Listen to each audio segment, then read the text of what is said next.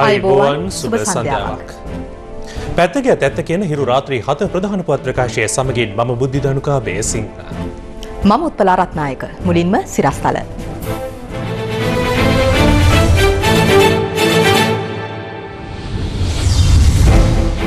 යෝජිත crown hotel සංකීර්ණයට casino නැහැ. ජනපති අවධාරණය කරයි. ක්‍රමෝපාය සංවර්ධන පනතේ ගැසට් නිවේදන පාර්ලිමේන්තුවට. ක්‍රමෝපාය සංවර්ධන පනතේ ගැසට් නිවේදන සම්බන්ධයෙන් මහා නාහිමිවරුන්ගෙන් ජනපතිට විශේෂ ලිපියක්. පියෙකු දරුවන් දෙදෙනෙකු නිල්වලා ගඟට දමා පැන යයි. ක්‍රමෝපාය සංවර්ධන ව්‍යාපෘති පනත යටතේ නිකුත් කර ඇති අතිවිශේෂ ගැසට් පත්‍රිකා සම්බන්ධයෙන් ත්‍රෛනිකායක මහා නාහිමිවරුන් ජනාධිපතිවරයා වෙත ලිපියක් යොමු කර තිබෙනවා.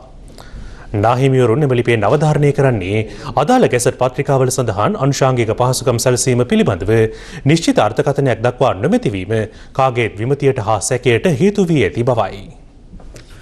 ක්‍රමෝපාය සංවර්ධන ව්‍යාපෘති පනත යටතේ යෝජිත ව්‍යාපෘති තුළ සාරධර්ම විරෝධී කටයුතු වලට කිසිසේත් ඉඩ නොතිබිය යුතු යන ශීර්ෂය යටතේ සියම් අමරපුර හා රාමාංජ මහානිකායක නාහිමිවරුන් ජනාධිපතිවරයාට ලිපියක් යොමු කර තිබෙනවා. පරාභව සූත්‍ර දේශනාවෙහි දැක්වූ පරිද්දෙන් යම් මිනිසෙක් ස්ත්‍රියට සුරාවට සූදුවට ලොල් වී ලද දෑ වනසාගන්නේද එය පුද්ගලයාගේ පිරිහීමේ දොරටුවයි. පුද්ගලයන්ගේ පිරිහීම යනු සමස්ත ජාතියේ සංස්කෘතියේ හා රටේ පිරිහීම බව අදාළ ලිපියෙන් සඳහන් වනවා. අතීතයේ පටන් ශාසනික ජාතික සංස්කෘතික සමාජමය යහපැවැත්ම යථා පරිදි සුරක්ෂා කර ගැනීම සඳහා රාජ්‍ය පාලකයන් වෙත සුදුසු අනුශාසනා උපදෙස් ලබා දීමට මහා සංඝරත්නය සතුව පවත්නා ඓතිහාසික උරුමය මුල් කොටගෙන හා විවිධ ජාතික ආගමික සංවිධාන අප වෙත යොමු කරන ලද කරුණු සැලකිල්ලටගෙන පහත දැක්වෙන කරුණු ඔබතුමාගෙන් කාරුණිකව අවධානයට යොමු කිරීමට අදහස් කළෙමු. වර්ෂ 2008 අංක 14 ක්‍රමෝපාය සංවර්ධන ව්‍යාපෘති පනත යටතේ 2014 වසරේ ජනවාරි මාස 30 වන දින අංක 1847 ඇලීරක් 35 1847 ඇලීරක් 36 1847 ඇලීරක් 37 යන අතිවිශේෂ ගැසට් පත්‍රිකා මගින් ප්‍රකාශයට පත් කරන ලද නියෝගයන්ගේ සඳහන් වන විශේෂයෙන් අනුශංගික පහසුකම් සැලසීම පිළිබඳ නිශ්චිත අර්ථකථනයක් දක්වා නොමැතිවීම කාගේත් විමතියට හා සැකයට හේතු වී ඇත. ඉහත ගැසට් පත්‍රිකා තුළ මෙම අනුශංගික පහසුකම් සැලසීම යන යෙදුම ඇතුළත් කිරීම තුළින් සූදුව, ඔට්ටු ඇල්ලීම, සුරාව, ගණිකාවෘතිය වැනි දුරාචාරයන් එම ව්‍යාපෘති තුළ ක්‍රියාත්මක වීමට ඉඩ ප්‍රස්ථා සැලසෙන බව අපගේ හැඟීමයි. పూర్වෙහි මෙබඳු නීති අනපනත්ය වචනාර්ථවල පැවති දුර්වලතා ප්‍රයෝජනයටගෙන නීතියෙන් මගහැර යාම කුප්පවනවත් සිදු ඇති හේයින් මෙම යෝජිත ව්‍යාපෘති තුළින් කවර අවස්ථාවක හෝ ඇතිවිය හැකි සූදුව, ඔට්ටුව, ගණිකාවෘතිය වැනි කිසිදු දුරාචාර කටයුත්තක් පවත්වාගෙන යාම තහනම් කොට බැහැරවීමට හැකිවනසේ අනපනත් තුළ ඍජු අර්ථකථනයක් පැහැදිලිව දක්වා සංශෝධනය කිරීමට පියවර ගන්නා ලෙස මහා නාහිමිවරුන් අදාළ ලිපිය මගින් ඉල්ලා සිටිනවා. මෙම ලිපියට සියම් මහානිකායේ මල්ලතු පාර්ශ්වයේ මහානායක අතිපූජ්‍ය තිබ්බටුවාවේ ශ්‍රී සුමංගල, සියම් මහානිකායේ අස්ගිරි පාර්ශ්වයේ මහානායක අතිපූජ්‍ය උඩුගම ශ්‍රී බුද්ධරක්කිත, අමරපුර මහානිකායේ මහානායක අතිපූජ්‍ය දවුල්දෙන ඥානිස්සර, රාමාංජ මහානිකායේ මහානායක අග්ගමහා පණ්ඩිත අතිපූජ්‍ය නාපාන පේමසිරියන මහානාහිමිවරුන් සිව්නම අත්සන් තබා තිබෙනවා. මේ අතර ජාතික සංඝ සම්මේලනයේ භික්ෂුන් වහන්සේද අද එක්සත් ජාතික පක්ෂයේ නායකත්ව මණ්ඩලය මුණගැසී අදාළ ගැසට් පත්‍රිකාවලට විරෝධය පළ කළා. දැන් ඒකේ තියෙනවා අදි සුඛෝපභෝගී කාමර 500 ආදී වශයෙන් කරුණු දක්වලා ඊට අනුසාංගික වචනේ තුල හංගලා තියෙනවා කැසිනෝ අනික් සූදු දුරාචාර සියල්ලම. ඔබතුමාලා දන්නවා කාලයක් යනකොට මේ අහිංසක ගම්වල දුප්පත් ගෑනු ළමයි මෙතෙට ගෙනලා විකුණන.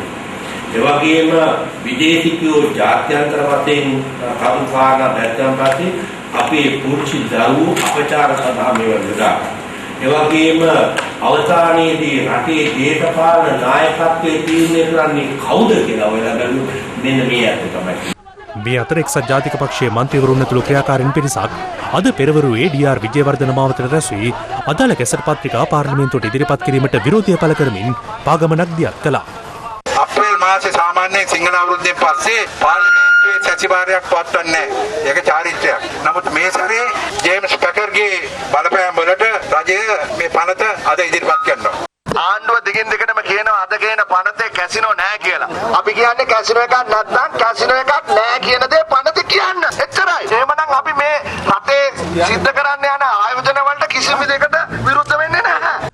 මේ අතර කොළඹ DR විජේවර්ධන මාවතේ ඉදිකිරීමට යෝජිත නව හෝටල් සංකීර්ණයේ කැසිනෝ සඳහා අවසර ලබා දී නොමැති බව ජනාධිපති මහින්ද රාජපක්ෂ මහතා පවසනවා. ජනාධිපතිවරයා මේ බව ප්‍රකාශ කළේ අද පෙරවරුවේ ප්‍රවෘත්ති ප්‍රධානීන් සමග අරලියගහ මන්දිරයේ පැවති සාකච්ඡාවකදී.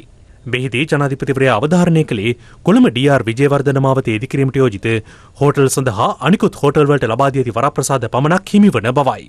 මම බොහෝ පැහැදිලිව කිව්වනේ කැසිනෝ නැත. මේ හදන්නේ හෝටලයක්. ඉතින් හෝටල් හදන්නත් එපයි කියනවා නම් මම දන්නේ නැහැ මොකද්ද මේ කොහොමද අපි වැඩ කරන්නේ කියලා. මීට ඉස්සෙල්ලා දීපු හෝටල් වලට දීපු කන්ඩිෂන් ඒවම තමයි මේකටත් දීගන්නේ. මේක ඇතුලෙන් කැසිනෝ එකක් නැහැ. නිකම් බොරුවට මේවා හදා රට අවුල් කරන්න එපයි කියන එකයි මම කියන්නේ. මේ හිතල් කියන අලුත් හෝටලේ කැසිනෝ නැත. සංවර්ධනයක් රටක තියෙන්න ඕනේ. එහෙම නැතුව මේ අනිත් හෝටල් වලට දීපු පදනමම තමයි මේකට දීලා තියෙන විශේෂයක් දන්නේ. ක්‍රමෝපාය සංවර්ධන ව්‍යාපෘති පනතට අදාළව අද පාර්ලිමේන්තුවට ඉදිරිපත් කෙරුණු ගැසට් නිවේදනය සම්බන්ධ ඡන්ද විමසීම වැඩි ඡන්දයෙන් සම්මත වුණා. ඊට පක්ෂව ඡන්ද 113ක් හිමි වූ අතර විපක්ෂව හිමි වූයේ ඡන්ද 42ක් පමණයි. මෙහිදී ජාතික හෙළවුරුමේ පාර්ලිමේන්තු මන්ත්‍රී පූජ්‍ය අතුරුලියේ රතන හිමියන් ගැසට් නිවේදනයට එරෙහිව ඡන්දය භාවිත කළා. ඡන්දය විමසන අවස්ථාවේදී අමාත්‍ය පාටලි චම්පික රණවක මහතා සහ ජාතික නිදහස් පෙරමුණේ පාර්ලිමේන්තු මන්ත්‍රීවරුන් සභාගැබේ සිටියේ නැහැ. දවසේ පුවත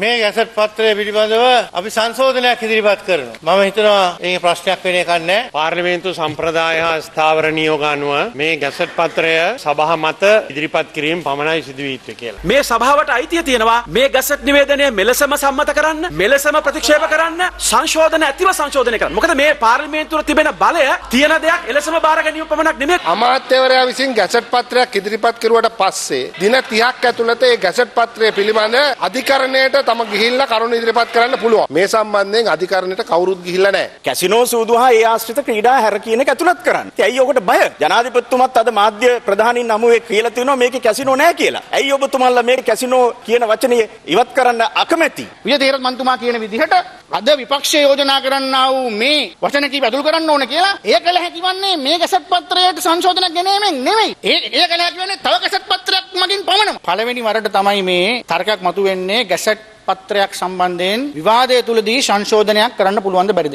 ඩිලාන් පෙරේරා මැතිතුමා කිව්වා මේක වෙන්නේ පළවෙනි වතාවට කියලා. ගොඩක් දේවල් වෙන්නේ පළවෙනි වතාවට තමයි. විවාද කරන්නේ ඇයි? විවාද කරන්නෙම කරුණු ඉදිරිපත් කරන්න. එතකොට වඩා සාධනීය සංශෝධනයක් ඉදිරිපත් වුණොත් මේ සභාව පිළිගත්තොත් ආණ්ඩුපක්ෂව විපක්ෂ දෙගොල්ලම ඒකට ඉඩක් තිබිය යුතුයි. ඇත්තටම මෙතන ඉදිරිපත් වෙච්ච සංශෝධනය මේ වෙනකොටත් රජයේ පිළි අරගෙන ඒක ඇතුල් කරලා තියෙනවා. කැසිනෝ සහනය නොදෙන බව සහතික වෙනවා. ඒක අපි ඉවත් කරලා තියෙනවා. ඒ නිසා මේ සංශෝධනය කරලා තියෙන්නේ. මේ පනත යටතේ කැසිනෝ ආරම්භ කරන්න පුළුවන්. මේ පාර්ලිමේන්තුවේ සම්මත කරපු වෙනත් පනත් තියෙනවා ඔට්ටුවා සූදු ඇල්ලීම සම්බන්ධයෙන්. ඒ පනත් උපයෝගී කළා. මේ සංකීර්ණය තුල ඔට්ටුවා සූදු ඇල්ලීම සම්බන්ධයෙන් ව්‍යාපාර පටන් ගන්න පුළුවන්. බදු සහන දිය හැකි පනත් කීපයක් තියෙනවා. ගියවර ගැසට් එකේ ඔය ඔට්ටු හා සූදු හා කැසිනෝ ඒ පනතෙත් නිදහස් කරලා ගැසට් ඒකේ වගන්ති දෙක දාලා තිබුණා. ඒ පනත් දෙක අයින් කරලා තමයි මේ අලුත් ගැසට් එක කරේ.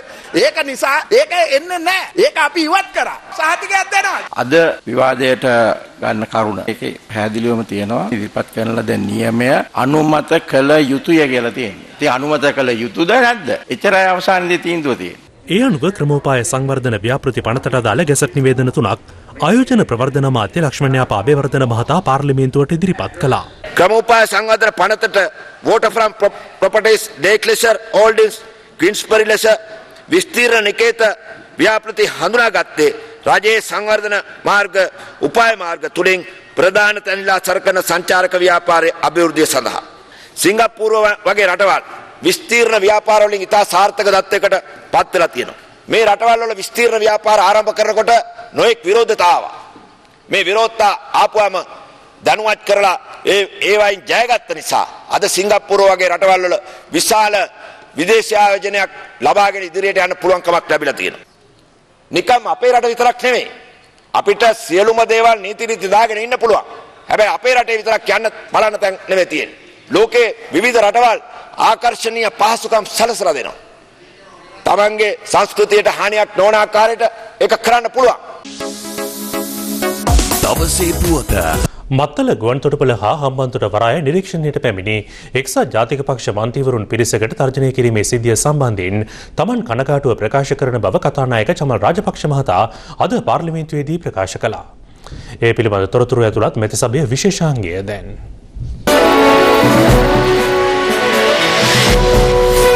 Members of Parliament had made an official visit to පාර්ලිමේන්තු මන්ත්‍රීවරුන් 5 දෙනෙකු නිල සංචාරයක් සිදු කළා හම්බන්තොට වරායට හා මත්තල අන්තර්ජාතික ගුවන්තොටුපළට.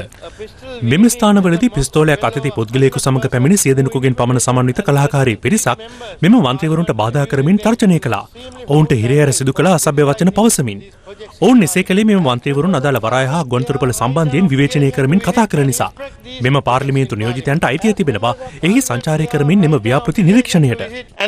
these projects මෙම සිද්ධිය වන අවස්ථාවේදී එම ස්ථානයේ රැඳී සිටි පොලිස් නිලධාරීන් විසින් බාධකාරී ඉටු කළේද යන්න පිළිබඳව නියෝජ්‍ය පොලිස්පතිවරයෙකුගේ ප්‍රධානත්වයෙන් අභ්‍යන්තර විමර්ශනයක් සිදු කරන අතර මෙම සිද්ධිය සම්බන්ධ හම්බන්තොට මහේස්ත්‍රාත් උසාවියේ දඬු අංක 35/8/14 යටතේ ගරු අධිකරණය වෙත කරුණු වාර්තා කොට ඇත. මෙම සිද්ධිය සම්බන්ධව වැඩිදුර විභාගය 2014-7 දෙවන දිනට කල්පබා ඇති අතර මාධ්‍යවේදීන් විසින් වීඩියෝ ගත කරන ලද වීඩියෝ පට හා ඡායාරූප විමර්ශන කටයුතු සඳහා ලබා ගැනීමට ගරු අධිකරණය වෙතින් නියෝග ලබාගෙන ඇති අතර සැකකරුවන් නීත්‍යානුකූල හඳුනා ගැනීමට කටයුතු යොදා ඇත. සිලෙක්ට් කමිටියක් ඉල්ලලා තියෙනවා මේ කාරණේ වග විභාග කරලා වාර්තාවක් පාර්ලිමේන්තුවට ගේන්න කියලා. ඒකට තුමාලා එකද රජේ? මේ ගැන පූර්ණ පරීක්ෂණයක් කරනවා. ඒ ප්‍රදේශයේ නැතුව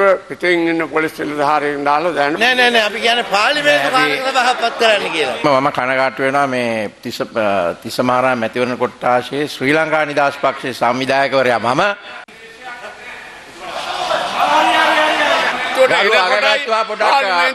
අගමැතිතුමා මම කතා කරනකොට කරුණාකරලා සවන් දෙන්න.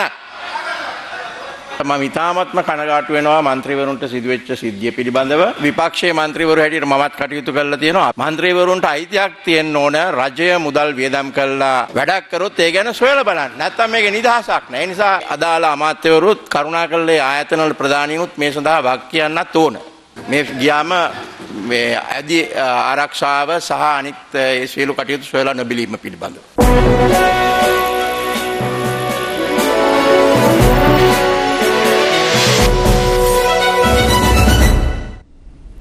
කොළඹ අශෝක විද්‍යාලයේ ඉදිරිපිට අද පෙරවරුවේ පැවති උද්ඝෝෂණ දෙකක් හේතුවෙන් දැඩි උණුසුම් තත්ත්වයක් හටගත්තා.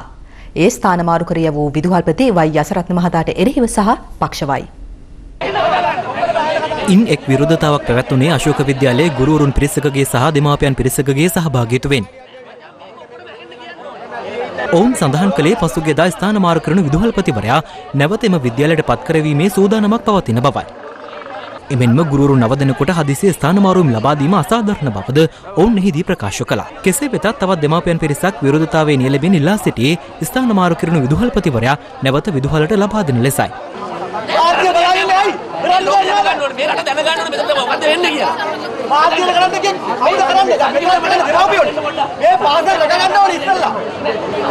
එදී දෙපාර්ශ්වය අතර උණුසුම් වචන හෝමාරුවක්ද සිදු වුණා.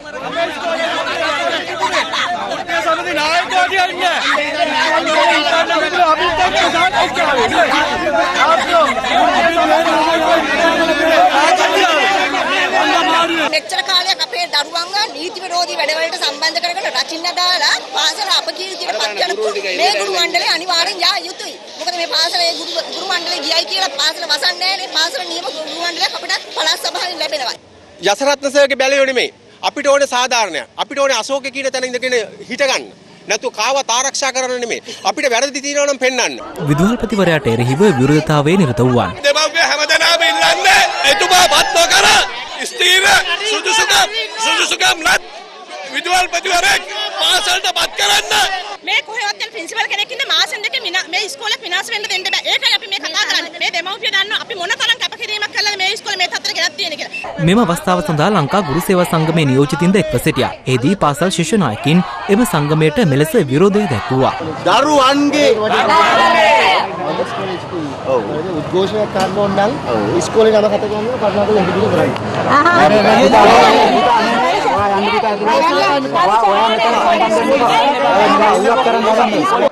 මේ අතර විද්‍යාලයේ ප්‍රධාන ශිෂ්‍ය නායක කවිෂ චතුමල් සිද්ධියෙන් පසු බස්නාහිර පළාත් ප්‍රධාන අමාත්‍ය කාර්යාලය වෙත කැඳවා තිබුණා. ප්‍රශ්න වෙන්න පුළුවන් ඕනම තැනක. ඒ ප්‍රශ්න විසඳීමේ ක්‍රියාවලියක් තිබෙනවා. ඉතින් ඒ ක්‍රියාවලියේ නෛතික රාමුවට පිටින් යමින් මෙවැනි දේවල් කිරීම තුලින් හානි වෙන්නේ අපේ ඉස්කෝලේ කීර්තිනාමය. ඒ වේදනාවත් එක්ක අපි කතා කරන්නේ. ඒ හින්දා අපි කියනවා කීර්තිනාමයට හානි වෙන්න කිසි දෙයක් කරන්න හදන්න එපා.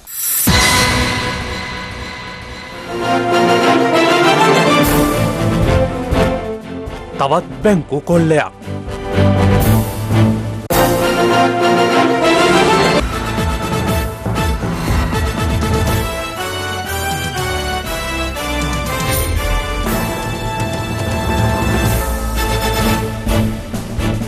ඔබ රැඳී සිටින්නේ හිරු ප්‍රවෘත්ති සමගින්. ආගමික සිද්ධීන් පිළිබඳ පැමිණිලි විමර්ශනය කිරීම සඳහා විශේෂ පොලිස් ඒකකයක් පිහිටුවන්නේ ජනාධිපතිවරයා පොලිස්පතිවරයාට උපදෙස් දී තිබෙනවා. ජනාධිපතිවරයා මේ බව ප්‍රකාශ කළේ අද පෙරවරුවේ ප්‍රවෘත්ති ප්‍රධානීන් සමග අරලියගහ මන්දිරයේ පැවති සාකච්ඡාවකදී. ජනාධිපතිවරයා ප්‍රවෘත්ති ප්‍රධානීන් සමග පැවති සාකච්ඡාවේදී ආගමික සංහිඳියාව සම්බන්ධයෙන් අවධානය යොමු වුණා. මෙහිදී ජනාධිපතිවරයා පොලිස්පතිවරයාට උපදෙස් දුන්නේ ආගමික සිද්ධීන් පිළිබඳ පැමිණිලි විමර්ශනය කිරීම සඳහා විශේෂ පොලිස් ඒකකයක් පිහිටුවන ලෙසයි. මෙහි ක්‍රියාකාරීත්වය පිළිබඳව දැනුවත් කිරීමට පොලිස් මාධ්‍ය ප්‍රකාශකවරයා අද ප්‍රවෘත්ති සාකච්ඡාවක් කැඳවනු ලැබුවා. එහිදී අනාවරණය වූයේ කොළඹ ධර්මපාල භාවතයේ පිහිටි ආගමික කටයුතු අමාත්‍යාංශයේදී ලබන සඳුදා නව පොලිස් ඒකකය පිහිටුවන බවයි. සහකාර පොලිස් අධිකාරිවරයෙක් මෙහි ප්‍රධානත්වය දරනවා.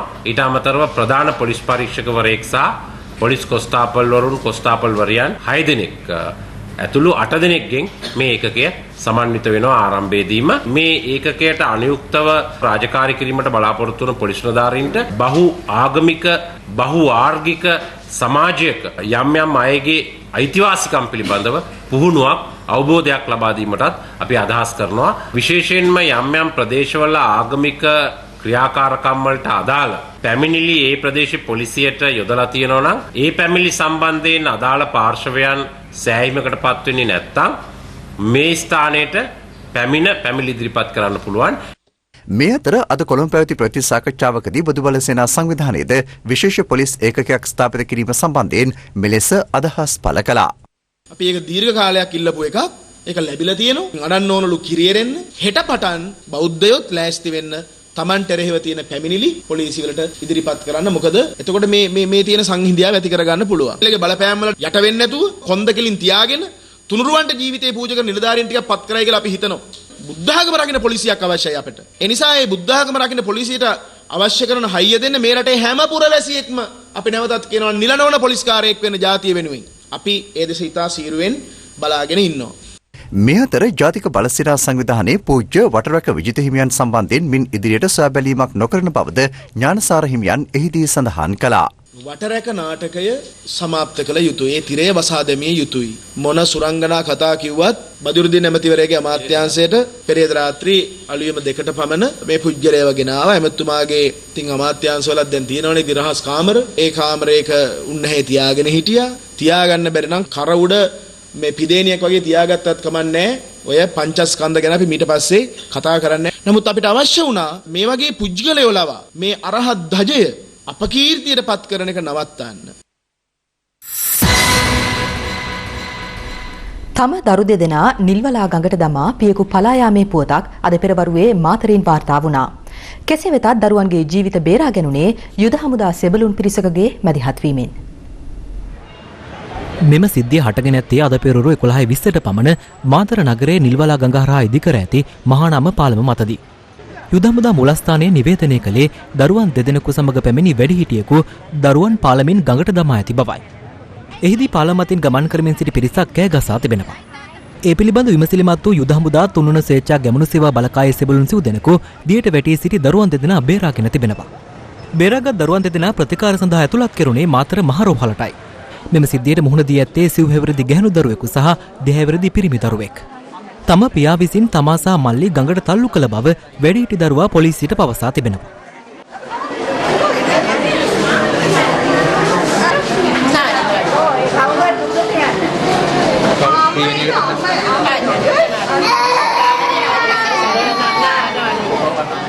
පොලිසිය පැවසුවේ සැකකාර පියා සහ දරුවන්ගේ මව අතර ආරවුලක් පැවති බවට තොරතුරු ඇති බවයි.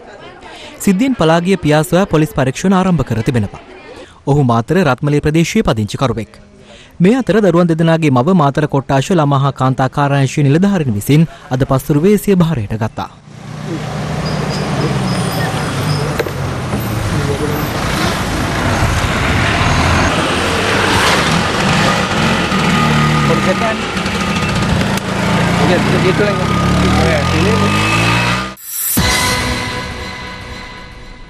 රාවතාවත සහ කිරුළපන ප්‍රදේශවල බැංකු කොල්ල කැමරට ගත් උත්සාහයේ CCTV දර්ශන පොලිසිය අද මාධ්‍ය වෙත නිකුත් කළා. මෙම කොල්ල කැම් දෙකම එකම වේලාවකදී සිදුවීම විශේෂත්වයක්. රාවතාවත ප්‍රදේශයේ පිහිටි පෞද්ගලික බැංකුවක සිදු කොල්ල කැම එම බැංකු ශාඛාවේ ආරක්ෂිත කැමරා කිහිපයක සටහන්ව තිබුණා. කොල්ල කැමට පැමිණි දෙදෙනා ආරක්ෂිත හිසසුම් පැළඳ බැංකුවට ඇතුළු වී මේ ආකාරයෙන්.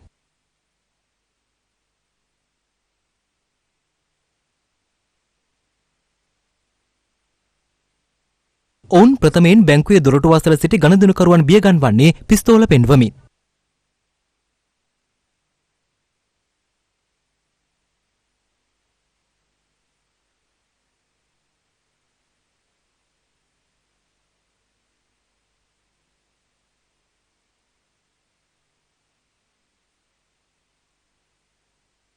පසුව ඔවුන් බැංකු ශාඛාවේ කවුන්ටර වෙත පැමිණ මුදල් එක් රැස් කරගත්තා.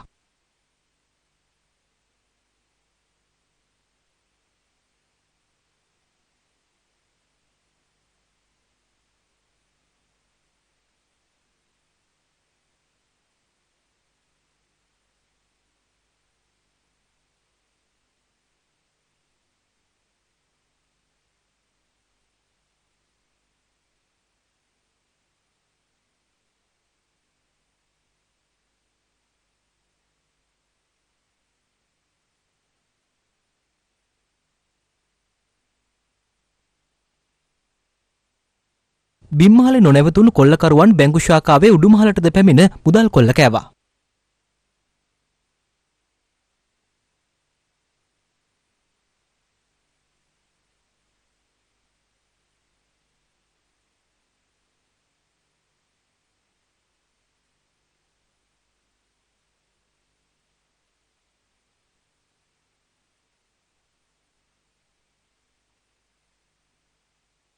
මුදල් කොල්ලකෑ කොල්ලකරුවන් පලා ගියේ මේ ආකාරයෙන්.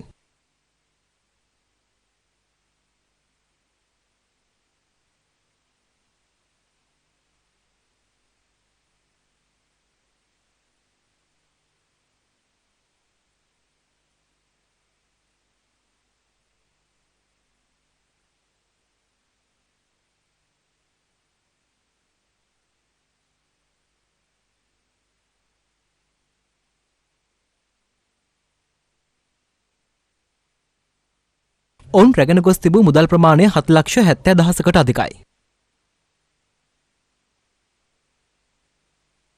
මේ අතර කිරුළපන නගරයේ පිහිටි බැංකුවක් කොල්ල කෑමට ගත් උත්සාහයද එම බැංකුවේ ආරක්ෂිත කැමරා පද්ධතියේ මෙලෙස සටහන්ව තිබුණා. එම කොල්ලේ වැරදී ගියේ බැංකුවේ ආරක්ෂක නිලධාරියා සිදු කළ වෙඩි තැබීමෙන්. එහිදී නොසන්සුන් වූ කොල්ලකරුවන් ඔවුන් පැමිණි යතුරුපැදියද දමා වෙනත් යතුරුපැදියක නැගී පලා ගියා.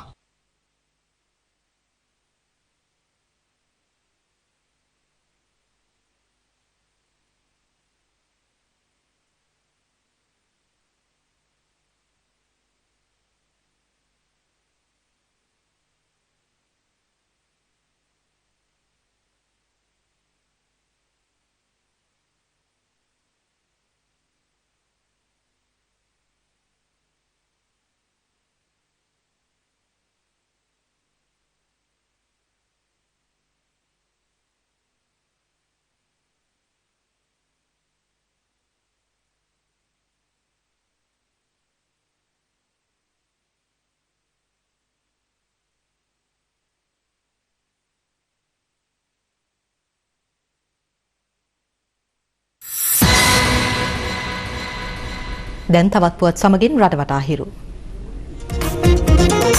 රටවටා හිරු. ත්‍රස්ත අරමුදල් රැස් කිරීමට එරෙහිව ශ්‍රී ලංකා රජය විසින් කණ්ඩායම් 16ක් සහ පුද්ගලයන් 424 දෙනෙකු ත්‍රස්තවාදීන් ලෙස නම් කිරීම සම්බන්ධයෙන් විදේශ කටයුතු අමාත්‍ය මහාචාර්ය ජී.එල්. පීරිස් මහතා අද පෙරවරුවේ විදේශ කටයුතු අමාත්‍යාංශයේදී මෙරට සිටින විදේශ තානාපතිවරුන් සහ මහා කොමසාරිස්වරුන් දැනුවත් කළා.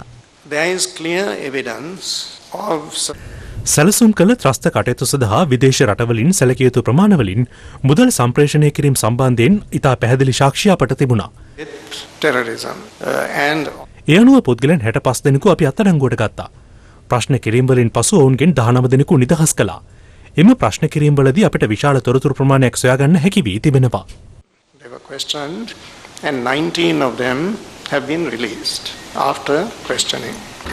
මැලේසියාවේ කොලලම්පූර්හි පැවති ජනාධිපති ආර්යාවන්ගේ සමුළුවට සහභාගී වූ ජනාධිපති ආර්යා ශිරන්තී වික්‍රමසිංහ රාජපක්ෂ මහත්මිය සහ මැලේසියානු රජින අතර හමුවක් ඊයේ සිදු වුණා. රාජපක්ෂ මහත්මිය සී සංචාරයේ සනිටුහන් කරමින් කොලලම්පූර් නුවර උද්භිද උද්‍යානයේ පැලයක් රෝපණය කළ අතර විදේශ රටක ජනාධිපති ආර්යාවක් එම උද්‍යානයේ පැලයක් රෝපණය කළ පළමු අවස්ථාවේ බව ජනාධිපති මාධ්‍යාංශය සඳහන් කළා. රට වටා හිරු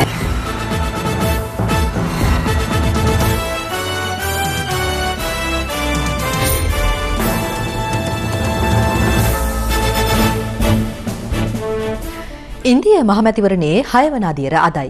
ප්‍රාන්ත 11ක මන්ත්‍රී ආසන 117ක් වෙනුවෙන් අද ඡන්ද විමසීම සිදු කෙරුණා. 6 වන අදියර යටතේ වැඩි අවධානයක් යොමු වුණේ තමිල්නාඩු ප්‍රාන්තයේ සහ ඉන්දියාවේ වාණිජ අගනගරය වන මුම්බායි වෙතයි.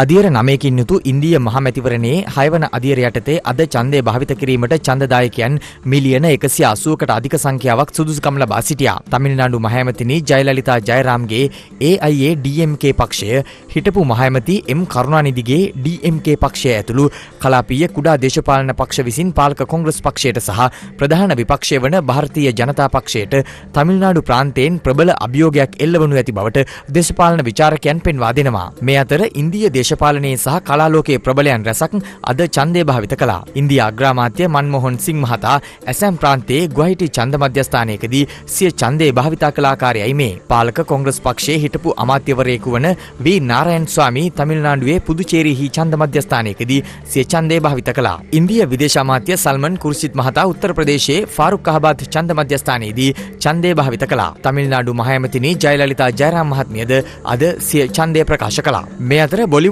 නළු නිලියන් රසක්ද අද ඡන්දය භාවිත කළ අයුරු ඉන්දිය මාධ්‍ය වාර්තා කර තිබුණා. සුපිරි නළු අමීර් ඛාන් සිය ඡන්දය භාවිත කළේ මුම්බයිහි ඡන්ද මධ්‍යස්ථානයකදී. අමිතාබ් බච්චන්, සනි ඩියොල්, ධර්මේන්ද්‍ර යන සුපිරි නළුවන් සහ සෝනම් කපූර්, විද්‍යා බාලන් යන බොලිවුඩ් සුරූපිනියන්ද මුම්බයිහිදී සිය ඡන්දය භාවිත කරන අයුරු ඉන්දිය මාධ්‍ය මෙලෙස වාර්තා කර තිබුණා.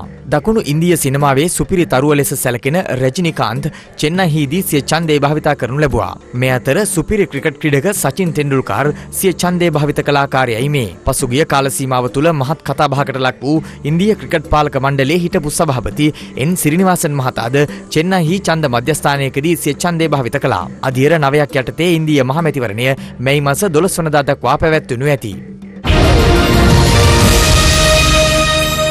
සමස්ත ලංකා පාසල් වයස අවුරුදු 16න් පහළ බැඩ්මින්ටන් තරගාවලිය අතරතුරදී ශ්‍රී ලංකා පාසල් බැඩ්මින්ටන් සංගමේ උපසභාපතිවරයෙකු ලෙස කටයුතු කරන සමන් විජේසිංහ මහතා තමන්ට පහර දීමක් සිදු කළ බව බැඩ්මින්ටන් පුහුණුකරු චින්තක ප්‍රනාන්දු මහතා පවසනවා.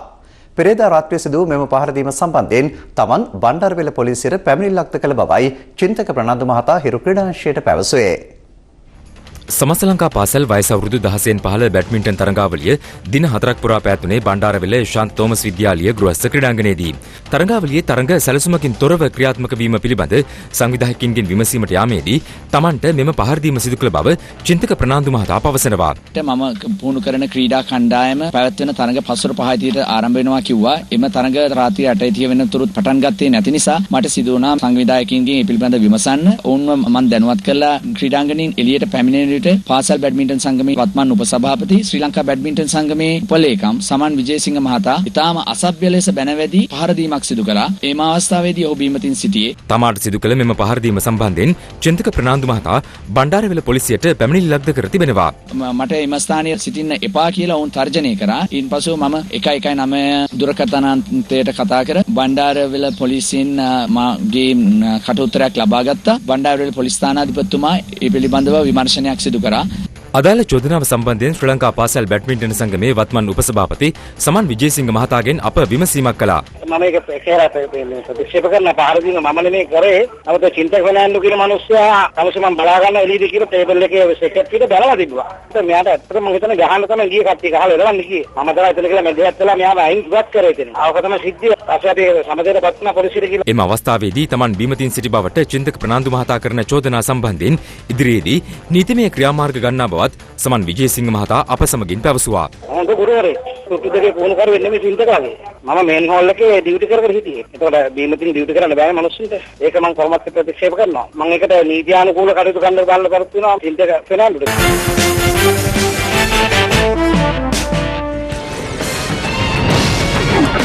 Hero Sports Corner.